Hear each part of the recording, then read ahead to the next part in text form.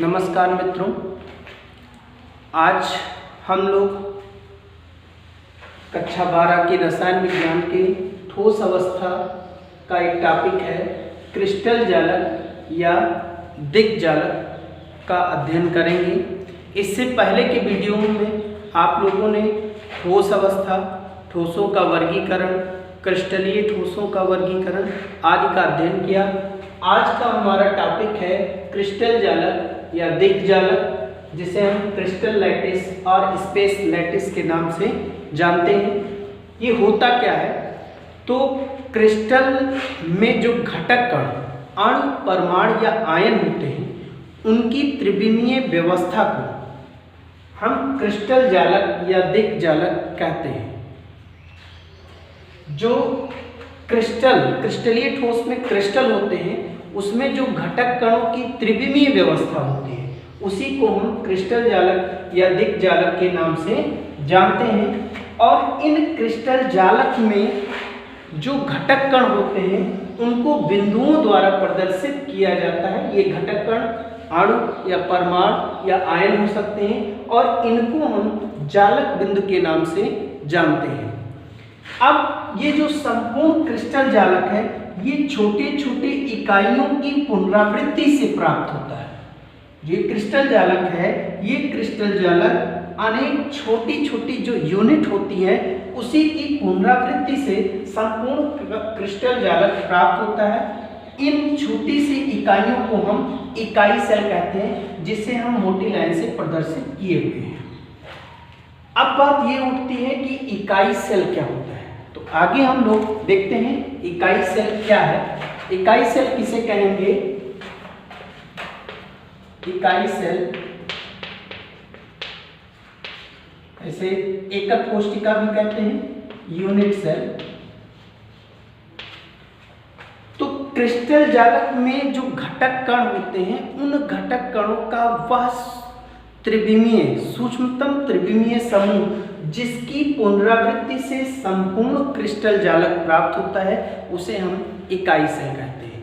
अर्थात जो क्रिस्टल जालक होते हैं, उन क्रिस्टल जालकों में घटक कणों का वह सूक्ष्मतम त्रिविमीय समूह, जिसकी पुनरावृत्ति से संपूर्ण क्रिस्टल जालक प्राप्त होता है, इकाई सेल, यूनिट सेल या एकक कोशिका के नाम से जाना जाता है। आप लोग देख रहे हैं कि इस चित्र में ये जो आप मोटी लाइन से देख रहे हैं, अगर इसी की लगातार आप पूरे क्रिस्टल जालक में देखिए, इनकी लगातार पुनरावृत्ति हो रही है और इससे संपूर्ण क्रिस्टल जालक प्राप्त हो रहा है।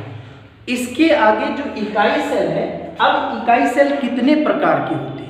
इकाई सेल मुख्यतः 4 प्रकार की होती है, जिसका हम लोग अध्ययन करेंगे। होती है 4 प्रकार की होती है, और ये कौन कौन से हैं? सबसे पहला है सरल या मौलिक इकाई सेल। सरल या मौलिक इकाई सेल। सिंपल यूनिट सेल, ये क्या है? वह इकाई सेल जिसमें घटक कण केवल घन के कोनों पर ही पाए जाते हैं, उस इकाई सेल के केवल कोनों पर स्थित होते हैं, तो उसे हम सरल या मौलिक इकाई सेल कहते हैं। जैसे ये देखिए,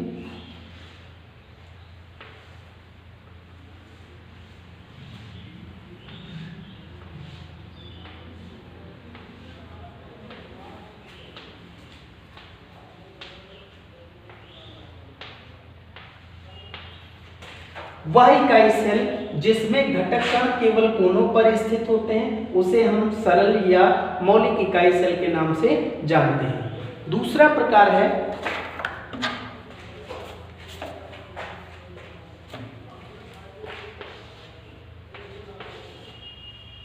फलक केंद्रित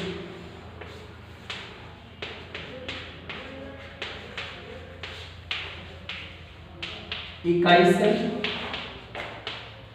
या इसको हम FCC के नाम से भी जानते हैं, face centred cubic unit cell. तो फलक केंद्रित इकाई सेल क्या होती है? वह इकाई सेल जिसमें घटक कण कोनों के अतिरिक्त प्रत्येक फलक के केंद्र पर भी स्थित होते हैं तो उसे हम फलक केंद्रित इकाई सेल कहते हैं। जैसे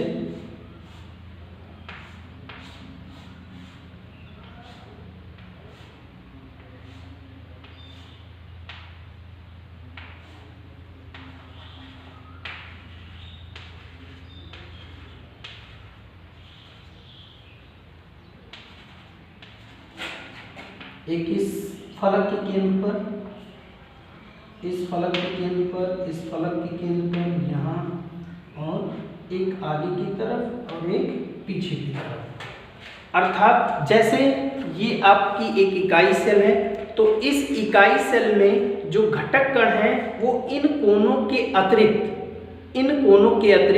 जो इनकी फलक है, इस फलक के केंद्र पर पाए जाते हैं, उसे हम फलक केंद्रित इकाई सेल कहते हैं। तीसरा प्रकार है हमारा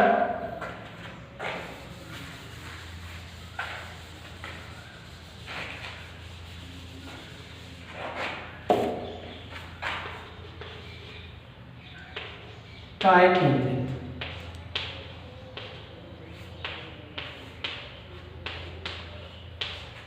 इकाई सेल या इसको हम बीसीसी के नाम से भी जानते हैं,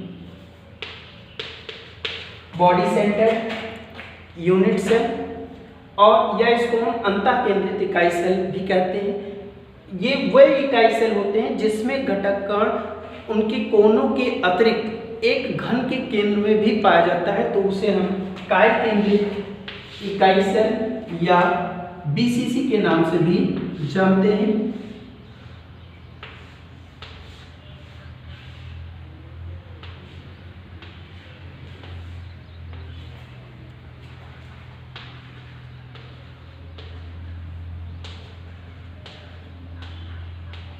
ये है आपका बीसीसी और या काय केंद्रित इकाई सेल। चौथा है किनारा केंद्रित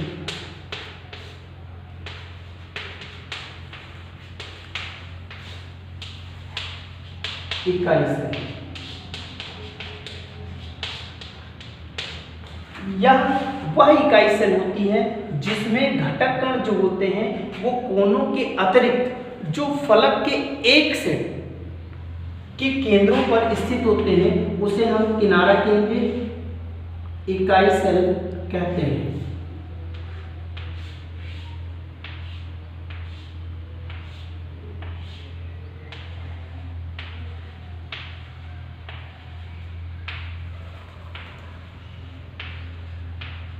जैसे फलक के किसी एक सेट के केंद्र पर अगर पाया जाए तो उसे हम किनारा केंद्रित इकाई सेल कहते हैं। तो आज के इस वीडियो में आप लोगों ने क्या सीखा?